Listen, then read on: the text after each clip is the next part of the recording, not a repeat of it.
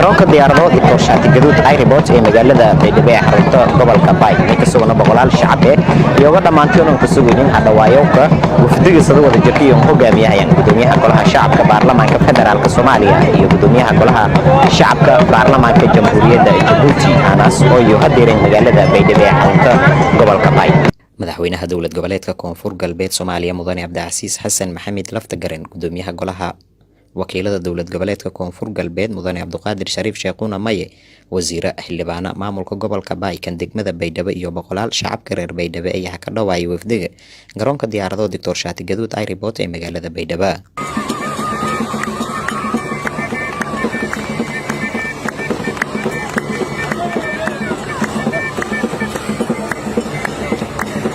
hadhawaayo kureed wafdiga iyo lahangalbiya xarunta madaxtooyada ku meeldeerkan ee dawlad goboleedka Koonfur Galbeed ee Baydhabo meelaas oo ku weeldadeen kulan la isku xog wareysaday wana lagu hadlay xaaladda dalka gudoomiyaha golaha shacabka baarlamaanka federaalka Soomaaliya Mudane Maxamed Mursal Sheekh Cabdiraxmaan ayaan ka horeyntii warbaahinta la hadlay isugoon mahadnaqay shacabka iyo madaxda dawlad goboleedka Koonfur Galbeed hadhawaayo iyo suubiyeen maynuusa tilmaamay intii safar jawsi iyo arrimo shaqo ujeedka gudoomiyaha baarlamaanka jamhuuriyadda Djibouti usahandeeri Baydhabo ee ku qayb galowga furitaanka shalfadheedka baarlamaanka Soomaaliya kaas oo la kuwada anti maalinta Arbacada isugu furma magaalada Muqdisho ee caasimadda dalka marka hore waxaan soo dhaweynaynaa gudoomiyaha baarlamaanka Djibouti Mudane Maxamed Cali Xamuud iyo wafdigiisa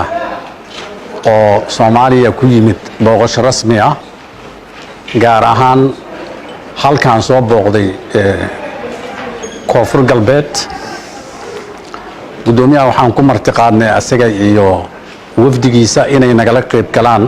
furitaanka kalfadhiga lixaad ee baarlamaanka Soomaaliya oo aan rajaynayno insha Allah taala sagaalka bisha inuu furmi doono gudoomiyaha waxaan leenahay ku soo dhawow wadankaaga labaad ku soo dhawow gudoomiyaha maanta markuu soo degay si toos ah ayaan halkaa ugu soo gudubnay waxaan rabaa inaan u mahad celiyo madaxweynaha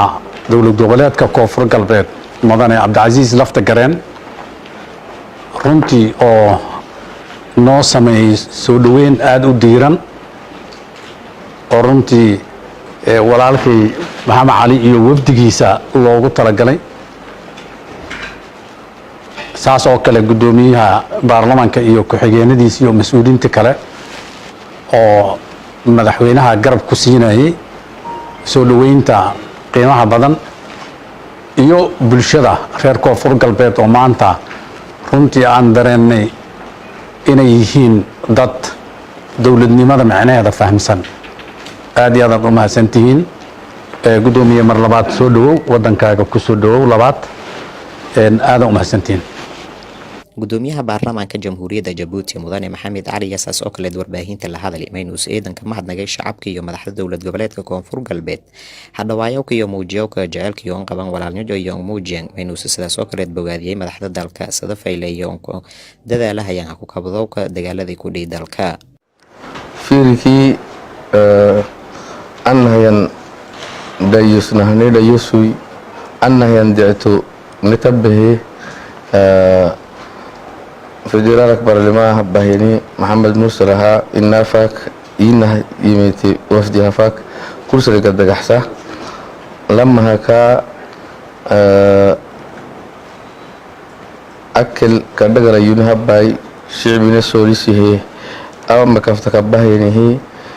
ki arkakay baarlamaanka bahaynihi kaadu kadaga dagaxsa وعدناي دكلا قبلهم الدول اللي تيسيناهاي تاي بوله تنمي سوماليا الشعبي دولة النمي يارجع شعبي wafdigu ku socday jamhuuriyadda Djibouti ee geeka hadeeri magaalada Baydhabo ee xarunta gobolka Bay waa markii ugu horeysay gudoomiyaha baarlamaanka jamhuuriyadda Djibouti uu hadeeri magaalada Baydhabo ee xarunta ku meeldeerkan ee dawlad goboleedka Koonfur Galbeed